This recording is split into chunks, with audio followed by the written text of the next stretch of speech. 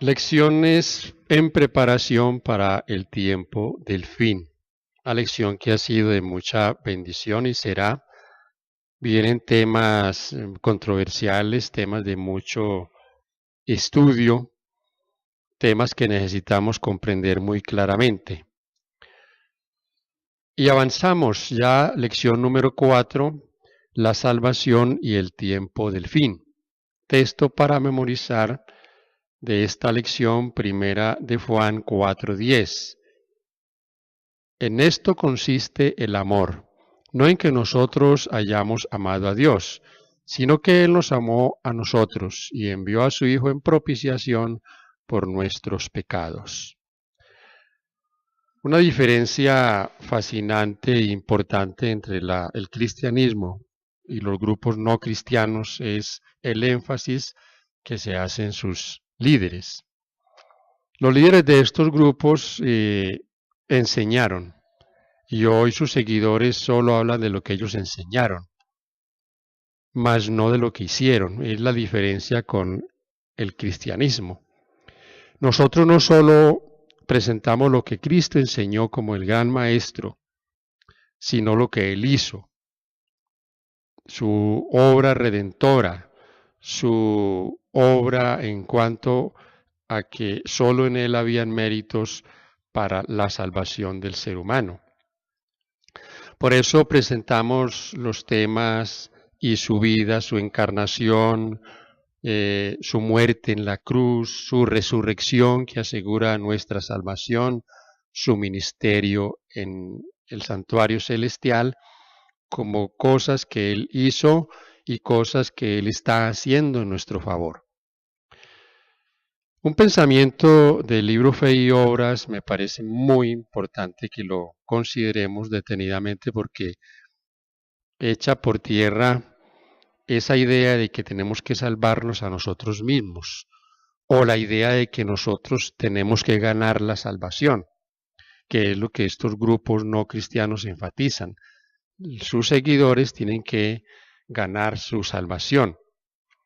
Dice en la página 28 de este libro lo siguiente: si ustedes reúnen todo lo que es bueno, santo, noble y amable en la humanidad, y entonces lo presentan ante los ángeles de Dios como si desempeñara una parte en la salvación del ser humano o como un mérito, la proposición sería rechazada como una traición.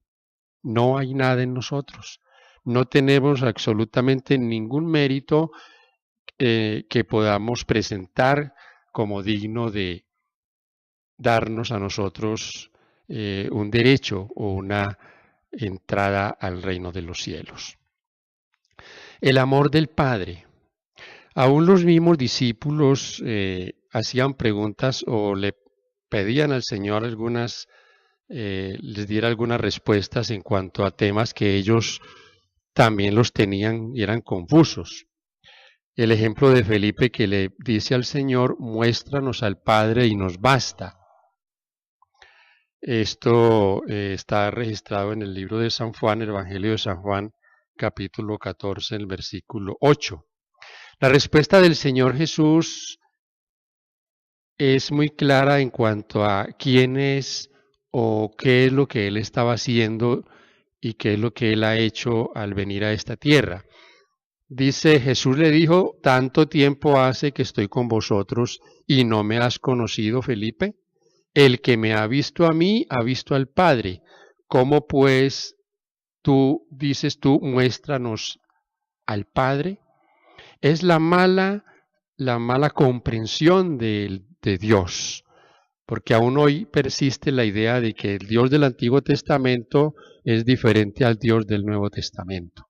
Que el Dios del Antiguo Testamento era un Dios que aplicaba la justicia, un Dios severo, un Dios que no tenía misericordia. Pero al nosotros escudriñar la palabra de Dios nos damos cuenta de que ese Dios del Antiguo Testamento es el mismo Dios del Nuevo Testamento. Que si estudiamos detenidamente los acontecimientos que ocurrieron en el Antiguo Testamento, fueron dirigidos o fueron en los cuales estuvo el mismo Señor Jesús.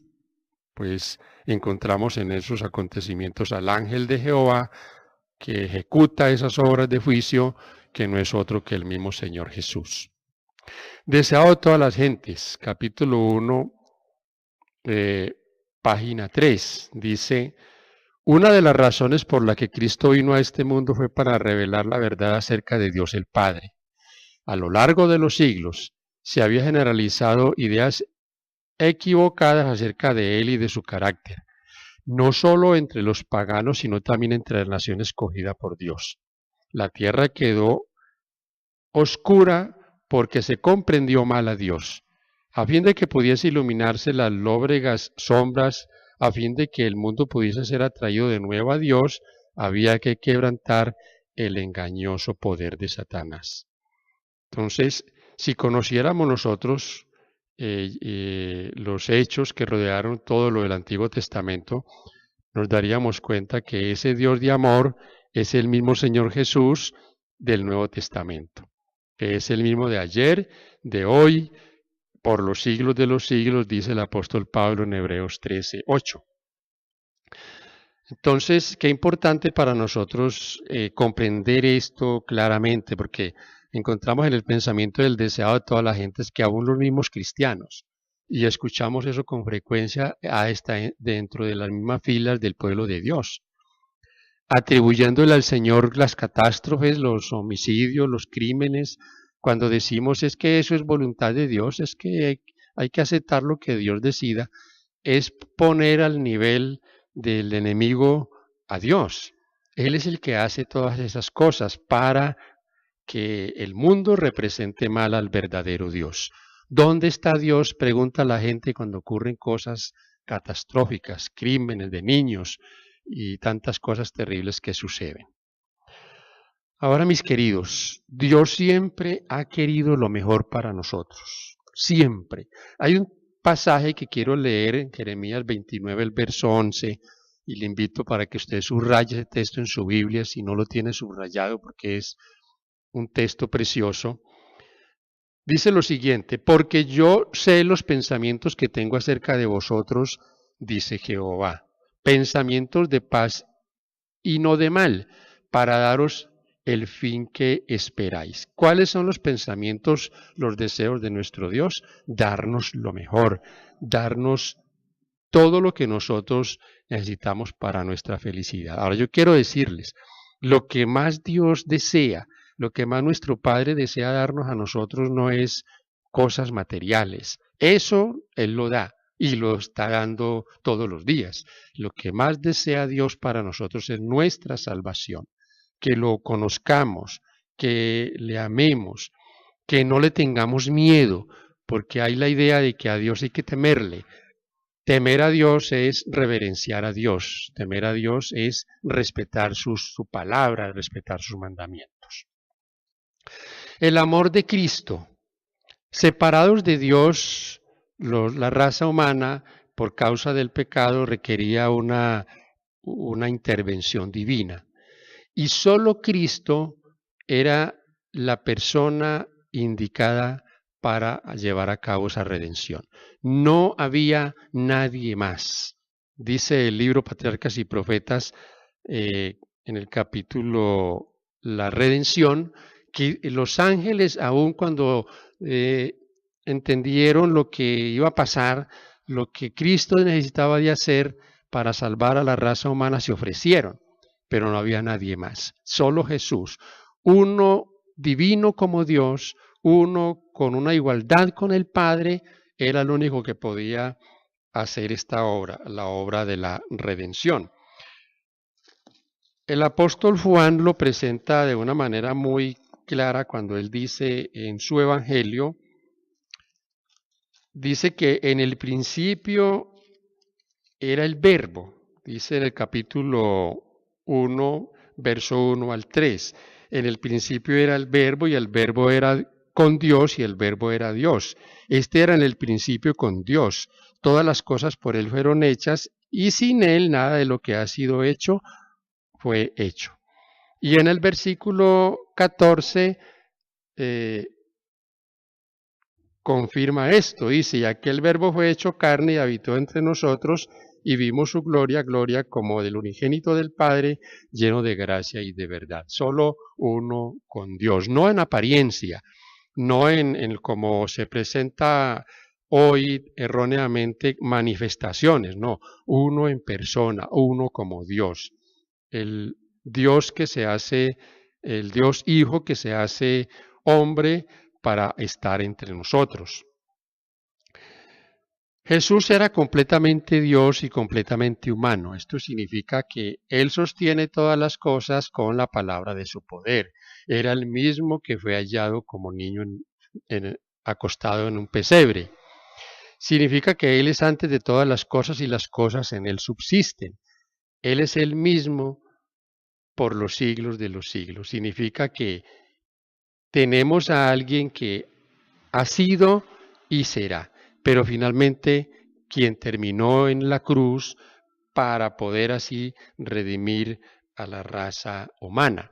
Dice Filipenses 2:5 que era uno igual a Dios, semejante a Dios, que no se aferró a esa igualdad, dice en el capítulo 2, versículos 5 al 8. Haya pues en vosotros este sentir que hubo también en Cristo Jesús, el cual siendo en forma de Dios no estimó el ser igual a Dios como cosa a que aferrarse, sino que se despojó a sí mismo tomando forma de siervo, hecho semejante a los hombres, y estando en condición de hombre, se humilló a sí mismo, haciéndose obediente hasta la muerte y muerte de cruz. Este es el amor de Cristo, que se ofreció a sí mismo para venir a dar su vida en rescate por la raza humana, por nosotros que nos habíamos perdido. ¡Qué bendición! Esto no solo nos podría a nosotros llenar de gratitud, llenar de algo que nos motive a comprender aquel Dios al que nosotros servimos.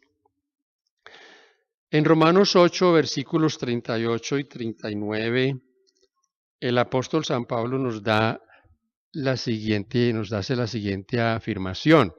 Dice, por lo cual estoy seguro que ni la muerte, ni la vida, ni ángeles, ni principados, ni potestades, ni lo presente, ni lo porvenir, ni lo alto, ni lo profundo, ni ninguna otra cosa creada nos podrá separar del amor de Dios que es en Cristo Jesús, Señor nuestro. Nada nos podrá separar de ese Dios a quien nosotros debemos amar por todo lo que ha hecho por nosotros. Qué mal comprendido ha sido el Espíritu Santo. El montón de ideas, de teorías que salen, una fuerza, algo impersonal, algo sin forma, y cada vez escuchamos más cosas que tergiversan lo que es el Espíritu Santo. La mala comprensión de este tema en cuanto a que aún el mismo Padre es mal comprendido y aún que la Escritura lo presenta con características muy claras. La Escritura revela al Espíritu Santo como una persona que convence a la gente de pecado, una persona que se puede agraviar. Efesios 4:30 dice, no contristéis, no entristezcáis al Espíritu Santo, que es consolador, que es abogado defensor, que es consejero, que enseña, que intercede. Todas estas características son de una persona, no de una fuerza, no de alguien impersonal sin forma. No, es una persona. Dice San Juan 16, 8 al 13 lo siguiente, y cuando venga el Espíritu convencerá al mundo de pecado, de justicia y de juicio. De pecado por cuanto no creen en mí, de justicia por cuanto voy al Padre y no me veréis más, y de juicio por cuanto el príncipe de este mundo ha sido ya juzgado. Aún tengo muchas cosas que deciros, pero ahora no las podéis sobrellevar. Pero cuando venga el Espíritu de verdad, Él os guiará a toda verdad, porque no hablará por su cuenta, sino que hablará todo lo que oyere y os hará saber todas las cosas que habrán de venir. Qué interesante la obra del Espíritu Santo. Y como ya hemos mencionado, la obra de una persona, de alguien que es Dios, de alguien que forma parte del Dios Padre, de Dios Hijo y del Espíritu Santo como Dios. Así que el Espíritu Santo es uno con el Padre y con el Hijo, y trabaja en favor de la humanidad, en favor de nuestra salvación. La divinidad se conmovió compasivamente por la humanidad. El Padre, el Hijo y el Espíritu Santo se dieron a sí mismos en la obra de formar un plan, el plan de redención. Consejos sobre la salud. Este está en la página 167 de este libro. ¿Cuánto consuelo nosotros encontramos en este hecho de que el cielo, de que el cielo está interesado en nuestra salvación y que el Padre, el Hijo y el Espíritu Santo, quienes son Dios, trabajan unidos en el plan de salvación? ¿Qué seguridad tenemos nosotros de la salvación? Esta es una pregunta que a veces nos hacen y que nos causa de pronto inquietud. ¿Te han preguntado alguna vez si esta noche mueres, serás salvo?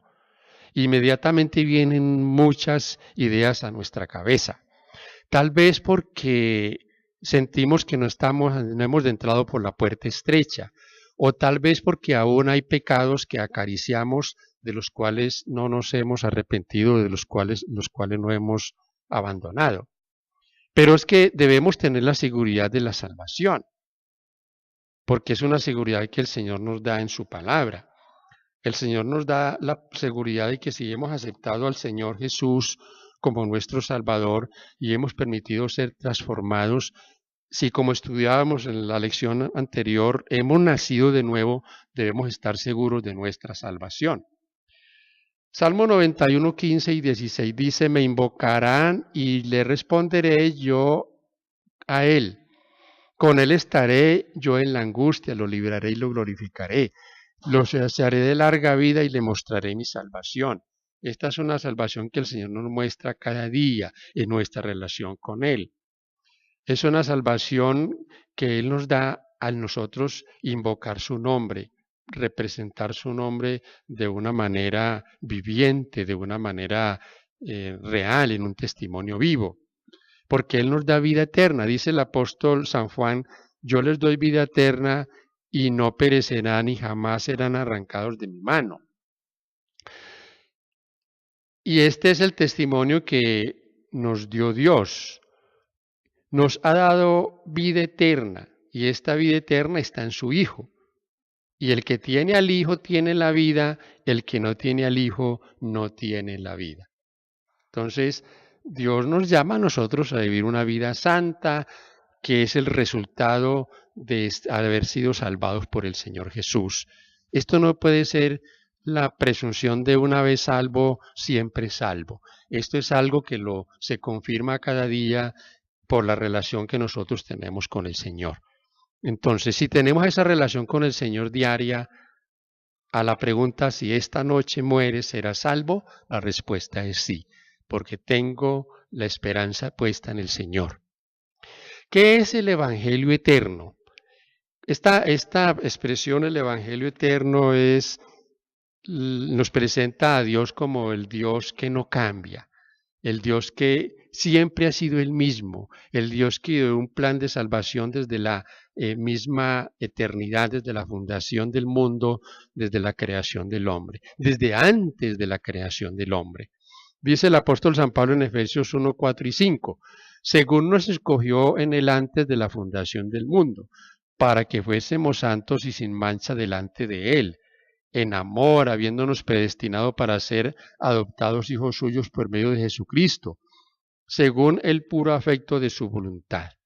¿Qué nos dice este texto? Que es un plan ideado desde antes de la fundación del mundo, que Dios nos escogió. En este asunto la predestinación es predestinados para salvarnos, no para perdernos.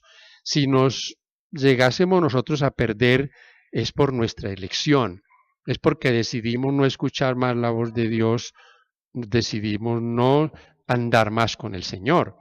Pero si andamos nosotros con el Señor, si abrazamos esta salvación cada día por nuestra elección, la vida eterna está asegurada para nosotros. Pero eso lo confirmamos en cómo nosotros nos relacionamos cada día con el Señor. Cómo permitimos que su carácter sea cada día reflejado en mí. Somos llamados, mis hermanos queridos, a difundir el Evangelio eterno, el Evangelio que el Señor Jesús nos ha dado para que nosotros lo prediquemos. Apocalipsis 14, 6 y 7 dice: y vi volar por en medio del cielo a otro ángel que tenía el Evangelio eterno para predicarlo a los moradores de la tierra, a toda nación, tribu, lengua y pueblo, diciendo a gran voz: temed a Dios y dadle gloria, porque la hora de su juicio ha llegado, y adorad a aquel que hizo el cielo y la tierra, el mar y las fuentes de las aguas. Este Evangelio es eterno y será eterno en sus resultados, porque al ser nosotros salvos, seremos salvos por la predicación de este Evangelio eterno. Que no hay otro Evangelio, que no hay evangelios o verdades por todas partes, que es una sola verdad, que es un solo Evangelio que nosotros entendemos predicado y presentado por el Señor Jesús. Como vimos, el Dios del Antiguo Testamento, el Dios del Nuevo Testamento. ¿Podemos tener nosotros la seguridad de la salvación?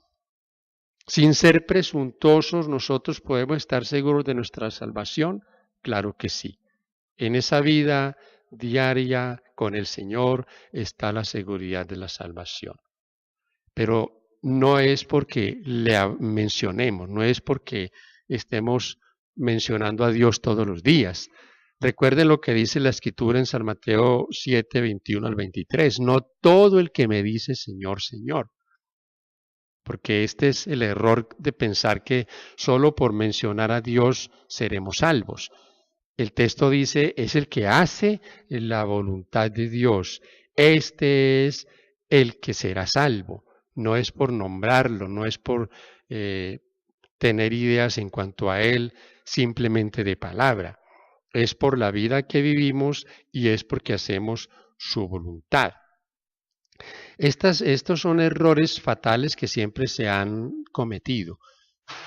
El error de pensar que es por nuestros méritos.